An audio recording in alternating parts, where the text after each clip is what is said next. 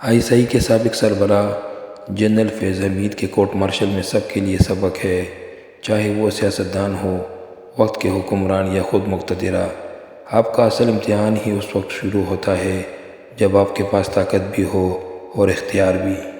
یہ مقدمہ ہماری سیاسی تاریخ کے اہم ترین مقدمات میں سے ایک ہے، کیونکہ کئی برس سے ہمارے ہاں یہ بحث عام ہے کہ امور مملکت میں مقتدرہ کا سیاسی کردار نہیں ہونا چاہیے، اور اب تو خود ان کی طرف سے بار بار یہ واضح اعلان بھی آتا رہا ہے، سیاستدان اپنے معاملات خود حل کرے، بات چیت کے ذریعے۔ اگر واقعی سیاست میں ریاست کی مداخلت ختم ہوتی ہے تو یہ ذمہ داری سویلین حکمرانوں اور سیاستدانوں پر ہوگی کہ وہ ملک کو کس ڈگر پر لے جاتے ہیں۔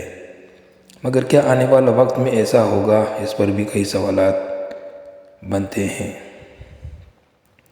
جنرل فیض حمید اپنے وقت کے طاقتور ترین افسر تھے، جو تسلسل تھے اس پالیسی کا جو ہمیں سیاست میں مسلسل مداخلت کی نظر آتی ہے۔ جنید حمید گل سے لے کر آج تک کے یہ بات بھی تاریخی طور پر درست ہے کہ ISI کا سیاسی سیل ہے، جو کہ سابق سویلین وزیر اعظم ذوالفقار علی بھٹو نے 1974 میں ایک خط کے ذریعے قائم کیا، جس کا بنیادی مقصد اس وقت کی اپوزیشن کی سب سے مؤثر جماعت بائیں بازو کی نیشنل عوامی پارٹی کو دبانا اور اس حوالے سے خبریں جمع کرنا تھا۔ حالانکہ یہ کام ہمیشہ سے انٹیلیجنس بیورو یا اسپیشل برانچ کرتا آ رہا ہے۔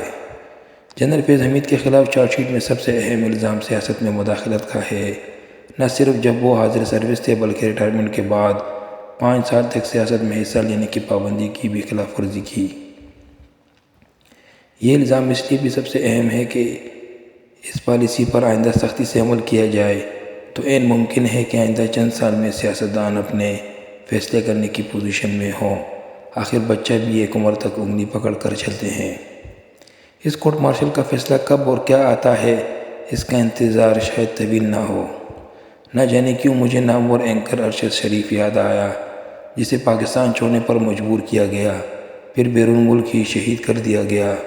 کردار بدلتے رہے مگر سیاست میں مداخلت کے نتائج ہمیں جمہوری اور آزادی اظہار رائے سے دور کرتے چلے گئے۔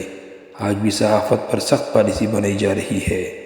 حالیہ برسوں میں ISI کے زیادہ تر سربراہوں پر مجموعی طور پر الزام لگا رہا کہ وہ سیاسی معاملات میں مداخلت کرتے ہیں، چاہے وہ جنرل پاشا ہو یا جنرل رضوان، جنرل نوید مختار ہو یا جنرل ظہیر الاسلام۔ بس اب دیکھنا یہ ہے کہ کیا جنرل فیض حمید کے کورٹ مارشل کے نتیجے میں کوئی واضح پالیسی بھی عدم مداخلت کے سامنے آئے گی یا بس ایک فرد کو سزا ہوگی۔ خیر ابھی تو معاملہ آفیشل سیکرٹ ایکٹ اور آرمی ایکٹ کا ہے، مگر 9 مئی کے تفتیش میں اگر جنرل فیض حمید کے حوالے سے بات آئے گی اور سابق وزیر اعظم عمران خان اور جنرل فیض حمید کا کردار سامنے آتا ہے تو معاملہ سنجیدہ بھی ہو سکتا ہے۔ جس طرح جنرل ظہیر جیو جنگ کو نشان عبرت بنانے کا ارادہ رکھتے تھے حامد میر کے حملے کے بعد، اس طرح فیض حمید ڈان اخبار کے ساتھ ڈان لیگز کی بات کرنا چاہتے تھے۔ تصور کریں کہ پاکستان کے 2 بڑے میڈیا ہاؤسز کے ساتھ پچھلے چند سالوں میں جو ہوا، یہی ہماری سیاست کے ساتھ بھی ہوا۔ کبھی نواز شریف کو میڈیا سے بلیک لسٹ کیا گیا تو کبھی الطاف حسین کو اور اب عمران خان کو۔ یہ تسلسل اس پالیسی کا ہے جس کا بنیادی نقطہ ہی سیاست میں مداخلت ہے۔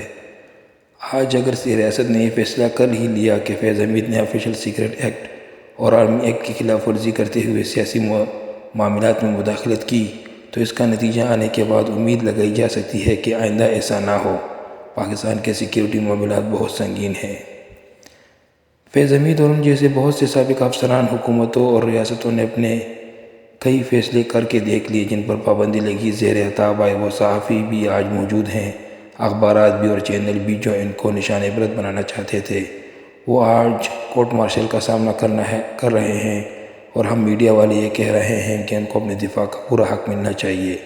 بس یہی فرق ہے ان میں اور ان صحافیوں میں جو کل بھی اور آج بھی جمہوریت اور ایک غیر جانبدار اور آزاد میڈیا کی بات کرتے ہیں۔